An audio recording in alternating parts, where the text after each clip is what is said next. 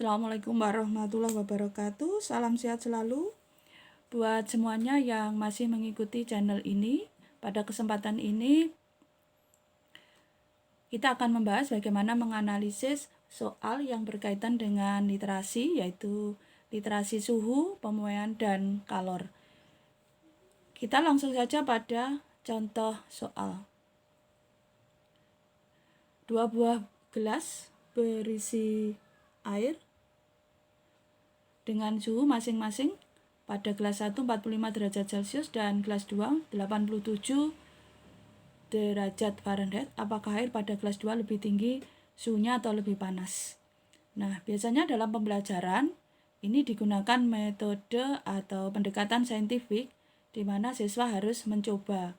Nah, ketika ini sudah dilakukan dalam pembelajaran, maka konsep suhu dan konversi satuan ini sudah dipahami oleh siswa.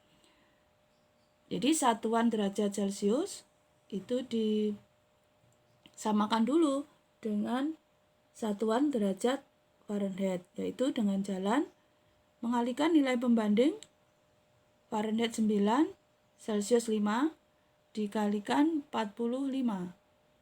Hasilnya 81. Kemudian harus ditambah 32 karena batas bawah pada termometer derajat Celcius ini pada es yang sedang mencair atau air yang sedang membeku itu nilainya 32. 81 ditambah 32, 113 derajat Fahrenheit. Jadi nilai 45 derajat Celcius itu lebih tinggi dibandingkan air pada gelas 2. Berikutnya pemasangan jendela. Kaca harus diberi celah pada kanan, kiri, atas, dan bawah pada bingkai kacanya. Biasanya pekerja ini sudah memahami walaupun mereka tidak menerapkan konsep pemuaian, tetapi karena itu sudah menjadi pekerjaan mereka sehari-hari, jadi melalui pengalaman, maka mereka memberikan celah. Bagaimana seandainya pada bingkainya itu tidak diberi celah, jadi kacanya dipasang pas pada bingkainya. Maka konsep pemuaian dan penyusutan ini diterapkan di sini. Jadi ketika suhu lingkungan naik, maka suhu itu akan mempengaruhi benda. Jadi pengaruhnya adalah memuai. Pengaruhnya memuai atau bertambah besar ukurannya. Sehingga ketika tidak ada celah pada sisi kiri kanan dan atas bawah, maka pada saat kaca itu memuai atau bertambah besar ukurannya akan terjadi pecah.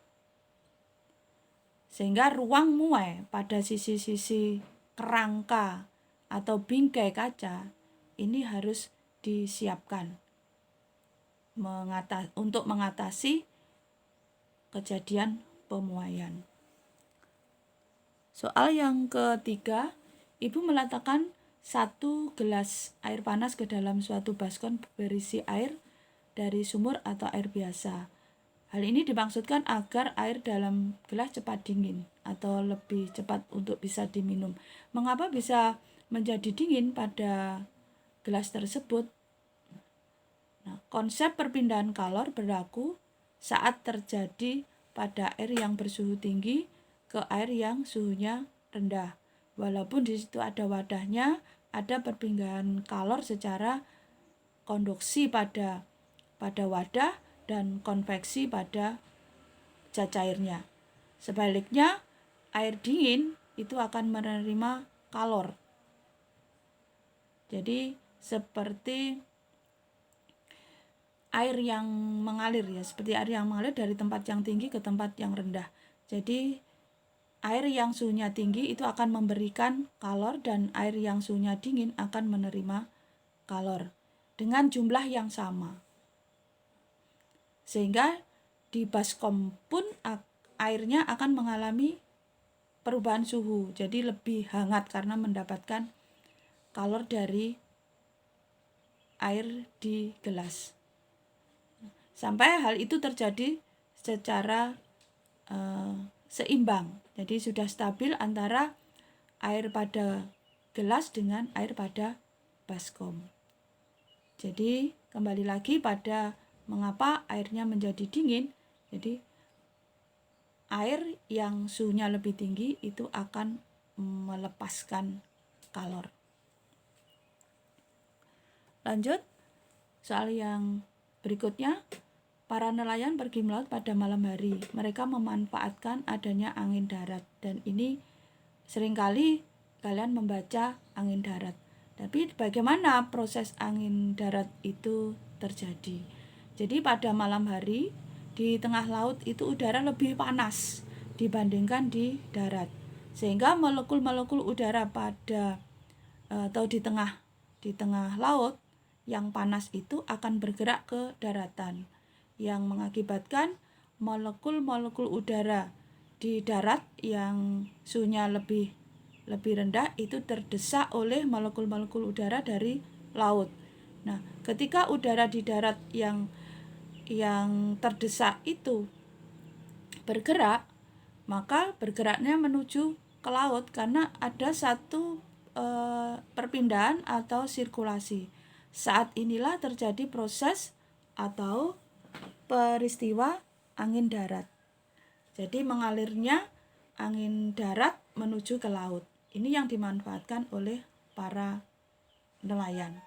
Sebaliknya kalau pulang itu pada pagi hari itu memanfaatkan angin laut. Jadi di laut menjadi lebih dingin. Nah, di darat lebih panas. Di darat udara yang panas itu molekulnya mengalir ke laut, dan udara di tengah laut itu terdesak untuk mengalir ke darat. Ini yang membawa yang disebut dengan angin laut pada pagi hari. Lanjut, es pada termos yang tertutup tidak mudah meleleh dibandingkan diletakkan di dalam toples yang tertutup. Apa perbedaan fungsi termos es dan toples? Perbedaannya pada lapisan-lapisan yang ada pada termos. Di toples tidak ada lapisan, ya hanya sekedar ditutup saja, sehingga di situ ada perpindahan kalor secara baik secara konduksi, konveksi maupun radiasi. Nah, sekarang pada termos, yang pertama ada sumbat yang rapat sebagai isolatornya sehingga menghambat rambatan kalor dari dalam untuk keluar, baik itu secara konveksi maupun secara konduksi. Kemudian antara wadah dalam dan wadah luar terdapat ruang hampa udara. Ini berlaku juga pada termos air panas, sehingga menghambat rambatan kalor secara konveksi dan konduksi. Dan wadah dalam itu biasanya terbuat dari ada lapisan perak gitu, yang mengkilap. Ini pada termos yang lama ya, yang lama itu terlihat sekali di dalamnya itu. Kalau termos yang terbuat dari plastik itu tidak seperti itu ya. Jadi dalamnya mengkilap. Ini dimaksudkan agar tidak ada serapan panas atau tidak ada pelepasan panas yang terjadi secara radiasi.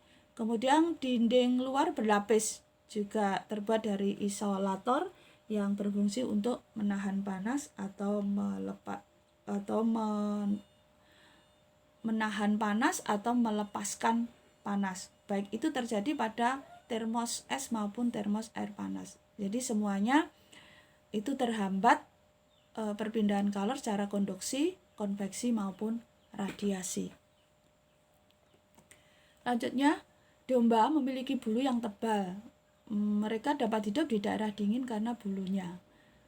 Mengapa hal ini terjadi? Jadi bulu domba ini sebagai isolator yang baik bagi domba. Ketebalan bulu domba ini yang mampu menjadi penghalang suhu tubuh terlepas dari lingkungan, dan sebaliknya. Suhu dingin lingkungan itu juga tidak mampu menembus bulu domba untuk masuk ke dalam tubuh. Dan biasanya ini juga digunakan ketika orang kedinginan menggunakan jaket, orang tidur kedinginan menggunakan selimut, itu juga terjadi proses yang sama. Hal ini mengakibatkan suhu tubuh domba itu selalu stabil. Jadi tidak ada kalor yang dilepas, tidak ada suhu dingin dari lingkungan yang bisa masuk. Lanjut, memanaskan air 300 kg. Misalnya ini satu panci gitu. Pada suhu tertentu membutuhkan kalori lebih sedikit dibandingkan memanaskan air 600 kg, misalnya ini 2 panci. Jelaskan. Nah, banyaknya air yang dipanaskan ini kalau misalnya pada proses pembelajaran ini dipraktekkan dengan melihat waktu. Semakin sedikit waktu yang diperlukan, tentu saja kalori yang dibutuhkan atau habisnya bahan bakar itu menjadi lebih sedikit. Ketika waktunya sedikit, maka kalori yang dibutuhkan menjadi lebih sedikit. Jadi 300 kg itu membutuhkan kalori yang lebih sedikit dibandingkan memanaskan air yang jumlahnya 600 kg. Atau perbandingannya misalnya 1 panci dengan 2 panci. Ini lebih sedikit kalori yang diperlukan yang 1 panci dengan yang 2 panci. Demikian latihan soal yang saya sampaikan. Terima kasih perhatian kalian masih mengikuti ini. Jangan lupa like, share, dan subscribe. Sampai jumpa, sehat selalu, dan tetap semangat mengikuti video-video selanjutnya. Assalamualaikum warahmatullahi wabarakatuh.